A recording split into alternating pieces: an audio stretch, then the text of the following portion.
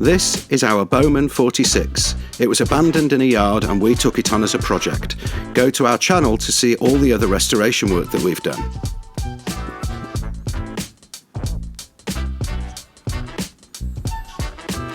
The traditional spray hood didn't offer enough protection for the family and was too small to hold more than one small solar panel.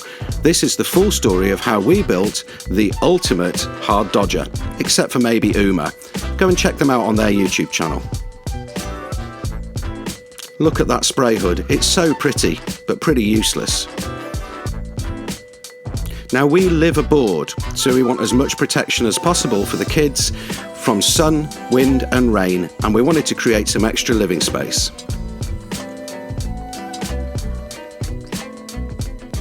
We did look at lots of other designs and ideas, but none would work for what we wanted to achieve. Nice, but no. Nice, but no. Nice, but no.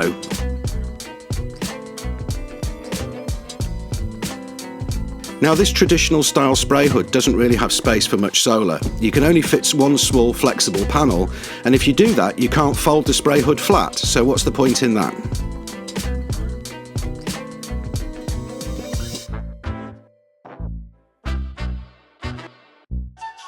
I used a program called Procreate on the iPad to start sketching out my ideas so that I could see how the final thing might look and work.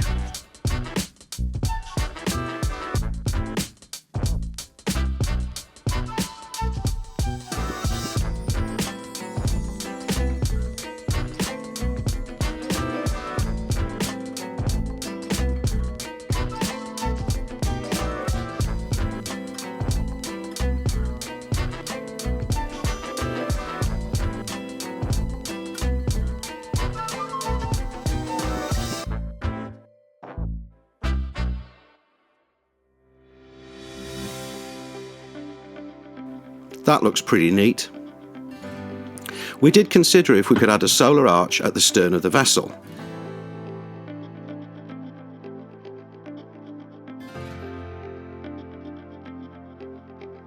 But our boat has a mizzen mast, so the mizzen boom would get in the way and make that impossible.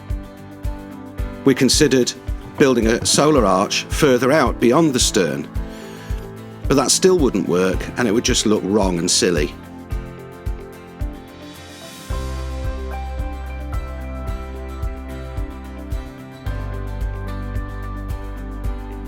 We are able to fit two small solar panels on either side of the guardrails on port and starboard. We're also able to put one on a frame aft of the cockpit and forward of the mizzenmast, but I wanted to be able to fit two large panels on top of the cockpit enclosure.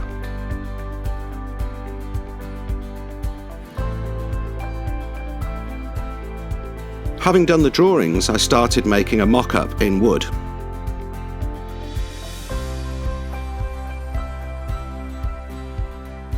Everybody on YouTube hated this and said it would look awful. And to be fair, it did. Lots of people told me not to pursue this idea and stick with the original spray hood, telling me that I would ruin the boat.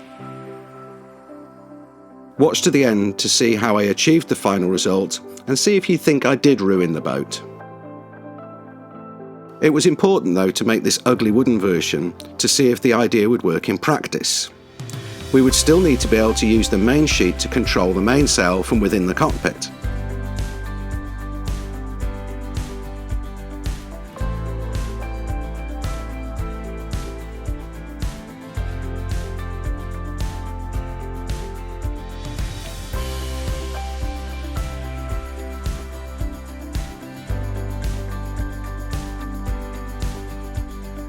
It's so ugly, but I knew what I was trying to achieve.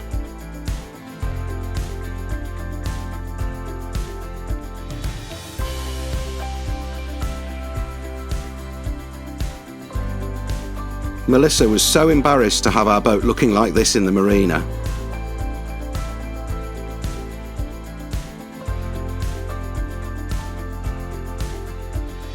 Our friend Nigel came to help us bend the front hoops using a tube roller that we'd borrowed off John. Thanks Nigel for your help, and thanks to John for the loan of the tube bender. Nigel then took them away and tacked them together with his TIG welder.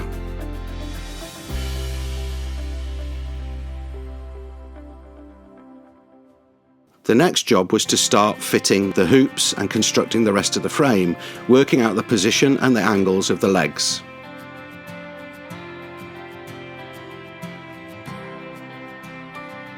Nigel used his TIG welder to tack the legs in place.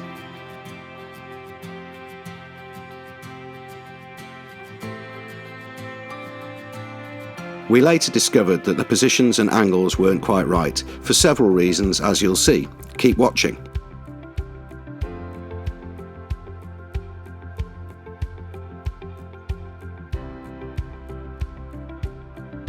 And we found that these rear legs would be in the way of the main sheet.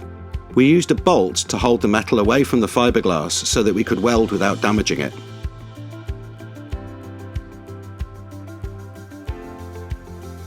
Here's what the first version looked like. It looked okay, but it lacked refinement and just didn't look right. It felt like the proportions were wrong.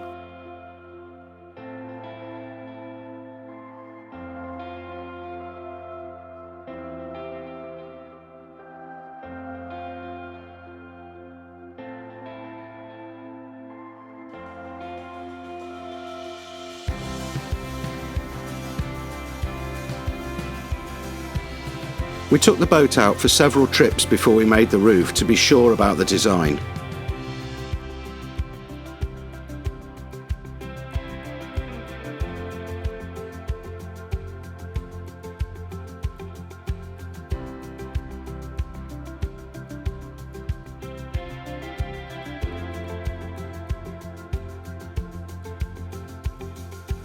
We found these rear corners would catch on the main sheet rope under certain conditions.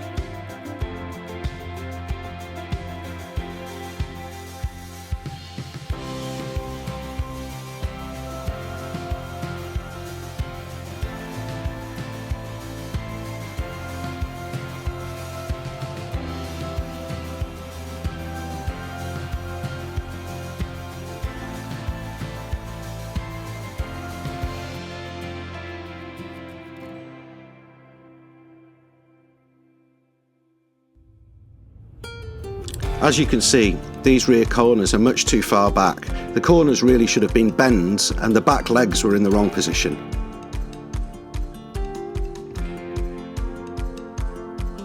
So I set about removing the legs.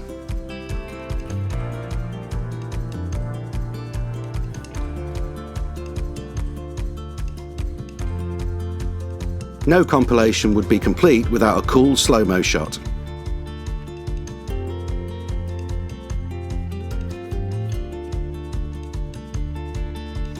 I needed to cut off all the legs so that I could reposition the top hoops.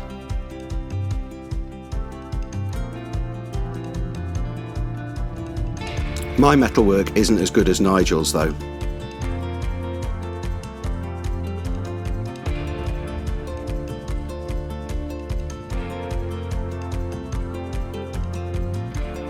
Here I'm removing the rear legs.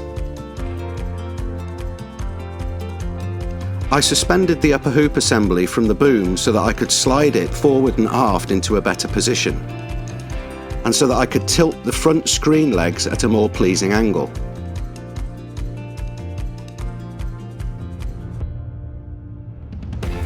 Then I cut off the aft section so it wasn't so close to the main sheet which controls the sail.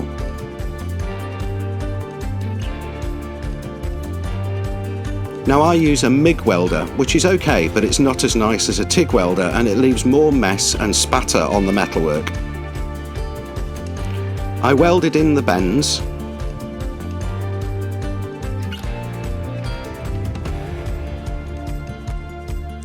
And that looked much better, but those ugly welds are a shame. They'll need to be polished out at some point.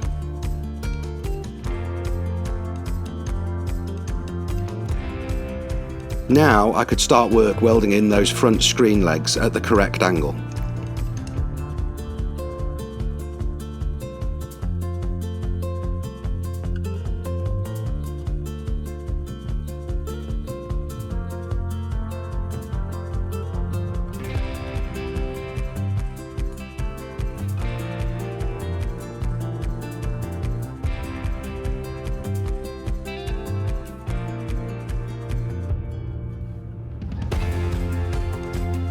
Again, using my MIG welder worked fine, but the welds are ugly and need grinding and polishing.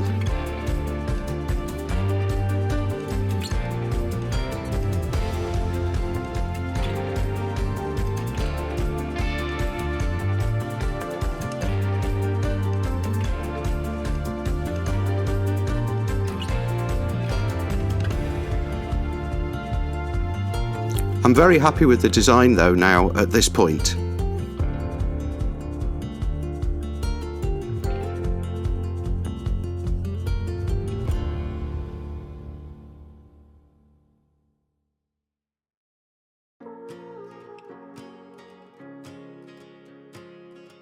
I removed the frame and took it to my friend's house so that we could use his garage to make the roof section.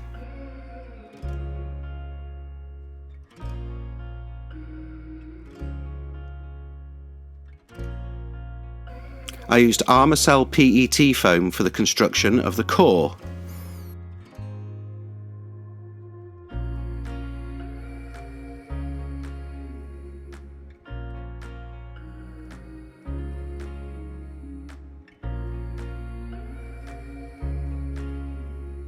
That's a lot of foam and it cost a lot of money. If you want to help our channel, you can contribute by going to ko-fi.com/sailingmelody or patreon.com/sailingmelody. The links are in the description, of course. Don't forget to like, comment and share this video.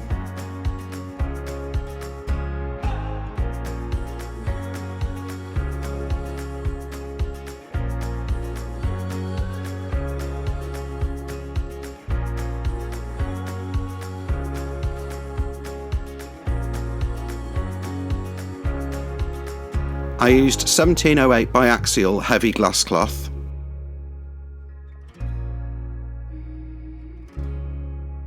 and Sycamin 5505 epoxy resin, which I got from Matrix Composites.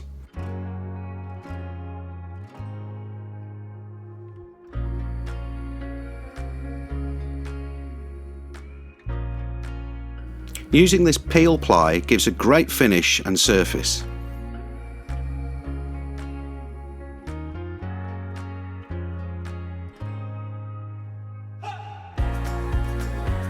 We got a lot of advice from Matt at the YouTube channel Duracell Project. Go and check out their channel, it's really good.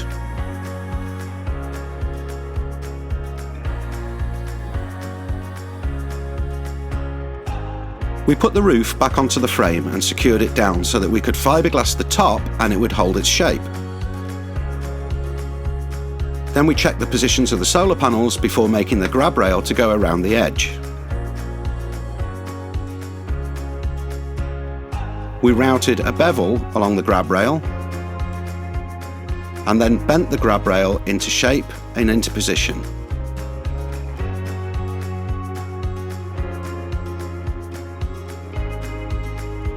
We used scarf joints to join the sections of the grab rail profile and mitered the rear corners. Now I could fiberglass and epoxy the top and the grab rail at the same time.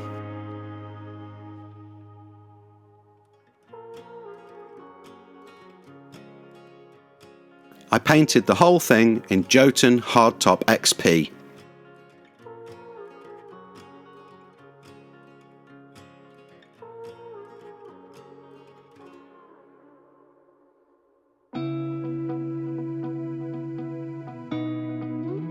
It was finally time to fit the whole lot back onto the boat at last.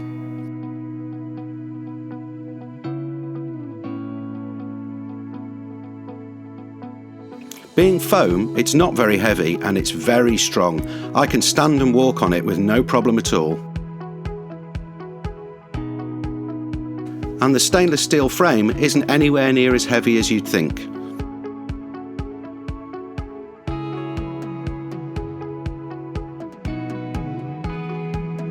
I can lift and carry this frame on my own, but it's a bit awkward, so it's easier with two people. Here we're removing the old spray hood for the very last time.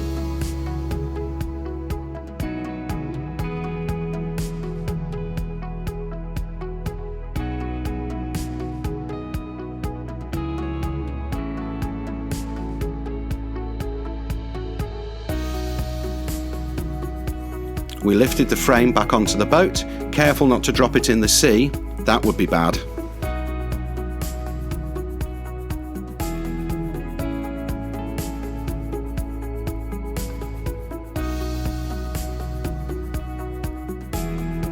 We bolted it down. It's got 12 M10 bolts, so it's super solid.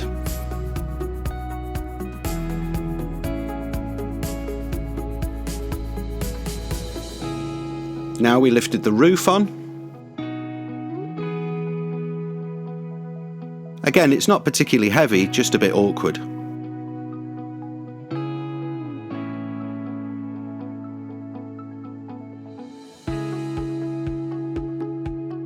I've since taken the roof on and off several times by myself, but it was great to have Andy's help on this first time.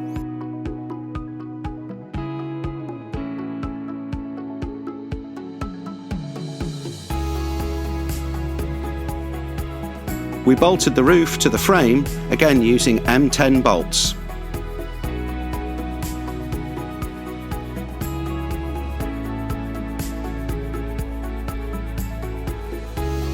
And here's how it looked. We still haven't got front screens in at the moment. It looks great, but it's a real shame about my welding. It'll also need canvas sides and rear curtains.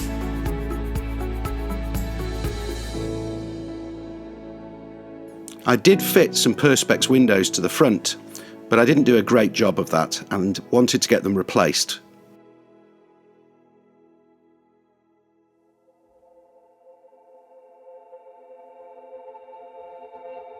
Now it was time to fit the solar panels. This roof holds a pair of 300-watt solar panels. I'd fabricated some stainless steel hinges so that I could angle the panels up towards the sun while we're at anchor. I tend to pull the boom out and use a preventer to stop the boom from shading the panels. You can see in this image the boom is shading the left-hand panel, but once I've got the boom pulled out and held on a preventer, it doesn't shade the panels at all.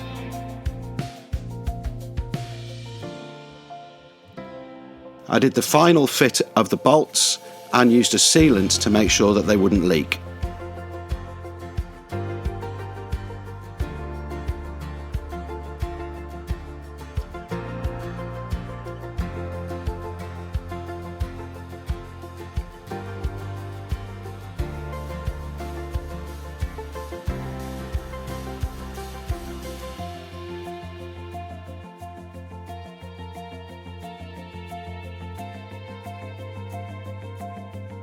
The grab rail I fabricated around the edge of the roof also serves to catch water.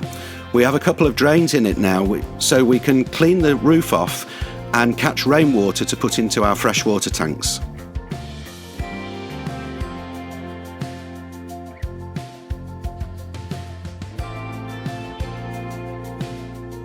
And the hinges I made hold the solar panels sufficiently high above the surface so that they're not sitting in water if it's raining really heavily.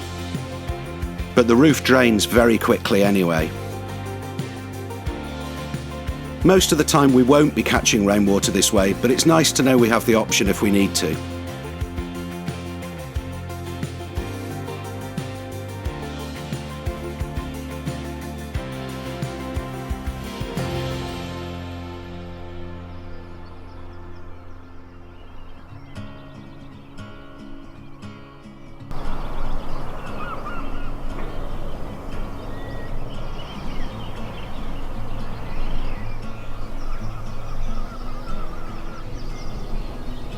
We moved aboard and left our home, happy with the enclosure, but knowing it would still need more work.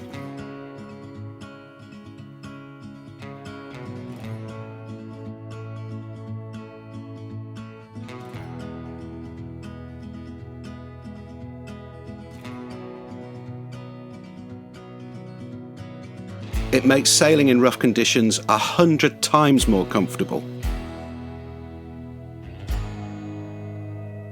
We got the input and opinion from some experts along the way. Tim is a yachtmaster and professional sailor on wooden ships. Mike is a yachtmaster and retired sailing instructor.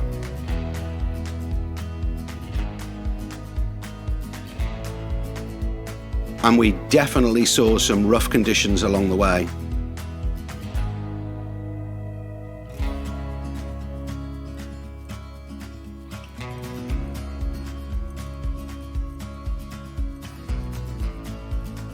That front screen I'd put in using cheap perspex was amazing. The whole thing worked so well to keep us safe, warm, dry and comfortable.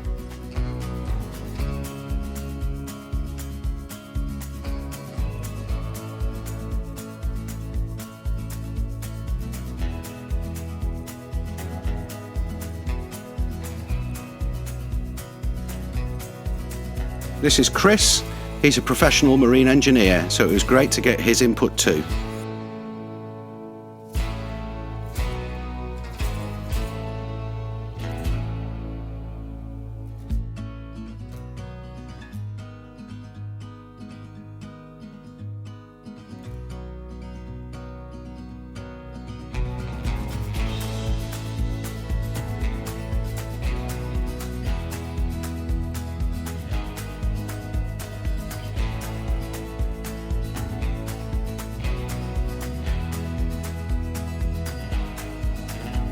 We sailed the whole coast of Wales, all the way up the Bristol Channel, down to Lundy Island, down to Padstow, and then all the way around Land's End, eventually arriving in Portland.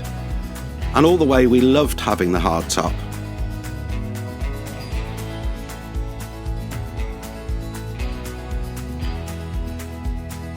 It gives us better protection from the rain and shade from the sun. And we don't think it ruins the look of the boat, do you?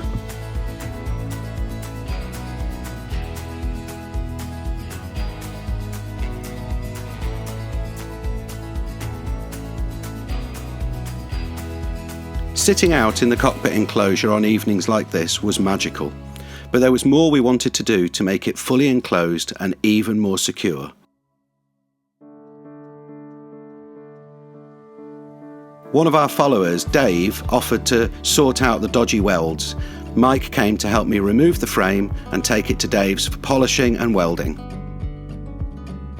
Thanks so much, Mike and Dave, for all your help.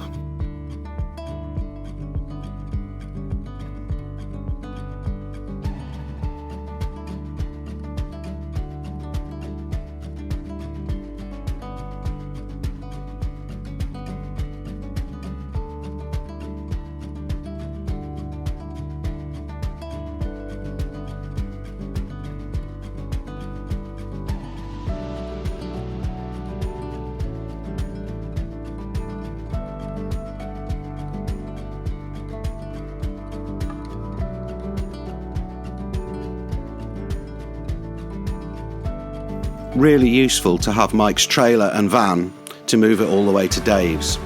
When we got up to Dave's to pick it up a few weeks later, he'd ground back all of my awful welds and polished them out. It looked absolutely amazing. Here he's just cleaning it off because it had been standing in his yard.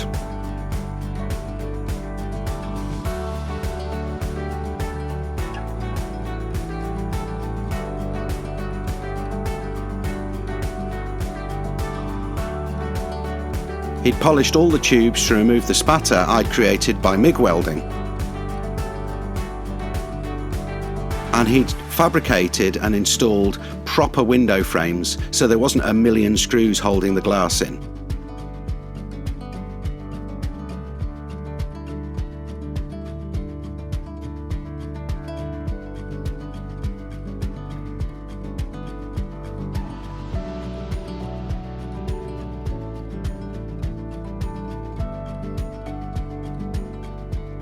He'd also fitted amazing custom-made front windows from polycarbonate, much thicker, much stronger and in larger segments so there were less seams and gaps.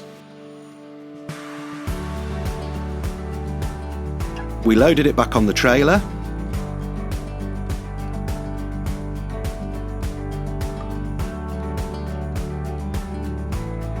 And Mike and I took it all the way back down to the boat in Portland. By the time we got there, it was blowing 50 miles an hour and raining hard.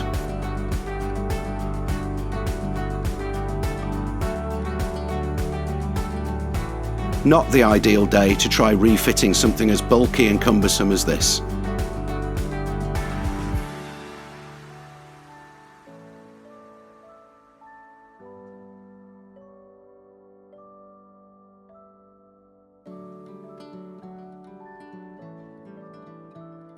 Fortunately, we had some extra help. This marina is super helpful when it comes to stuff like this.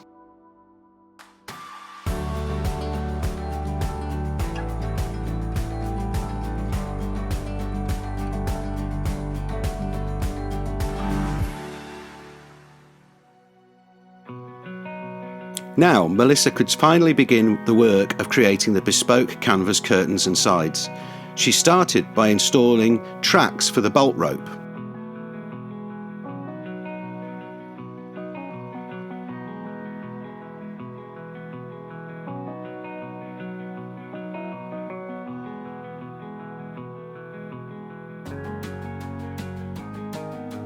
The bolt rope fabric slides into this track along the underside of the roof and down the leg in one length, so there are no leaks. Then she made a pelmet by sewing the bolt rope and zipper onto the canvas. She test fitted each segment at every stage. She made templates for the side curtains.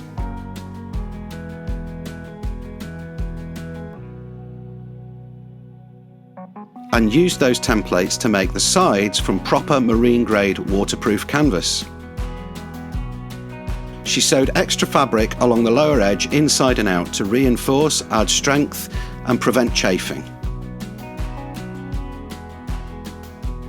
She installed buttons, eyelets and shock cord to tension the lower edge and then decided where the windows would need to go. She marked out and cut the clear plastic for the windows and sewed that in place.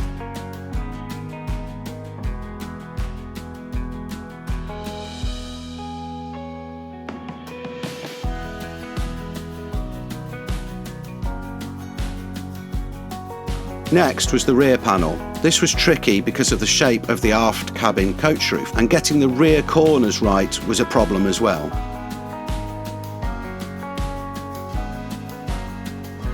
Making that rear panel first though gave her definite points which she could use to work out the shape of the side panels at the aft end. Next she made and installed a window in the aft panel.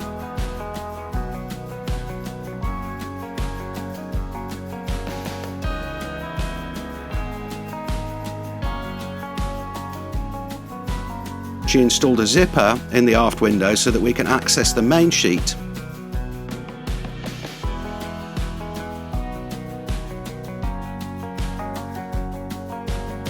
Almost finished. Now it's 100% dry, I can install extra electrics. Doesn't she look happy?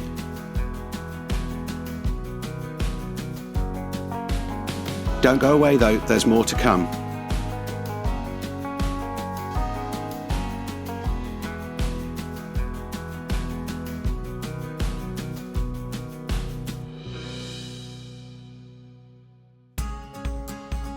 Access to the main sheet is through that zipper at the bottom. Each panel can be removed separately to allow airflow and ventilation. Here we're preparing to leave port again for our next sail. Follow our journey by subscribing to the channel to see where we go.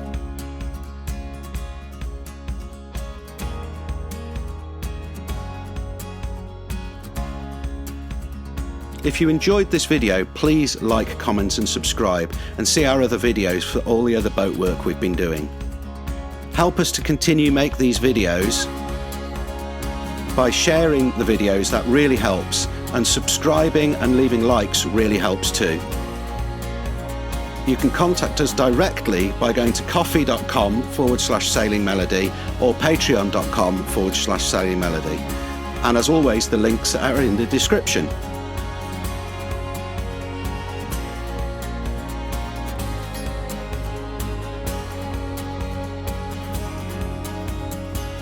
this enclosure is a much safer place for their family. There's Ollie in his car seat and Jack, aged 13, at the helm. Jack is becoming quite a good helmsman, but it means that Melissa and I can deal with the other aspects of sailing.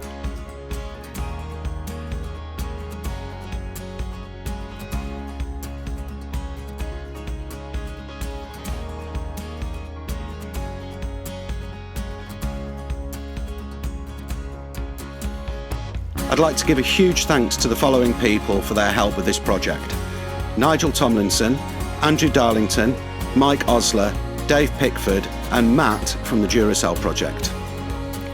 We'd like to thank the following for contributions via Coffee: Winterbourne Workshop, I Used to Sail a Great Deal, Blake Wilkinson, Kath and Tracy, Brian Webster, Anonymous Coffee Supporter, Fred, Matt and Vicky Peake and Patrick Gustafson. And this is our amazing patron family. If you do decide to become a patron, we release extra content, you get live updates, and you get direct contact with us.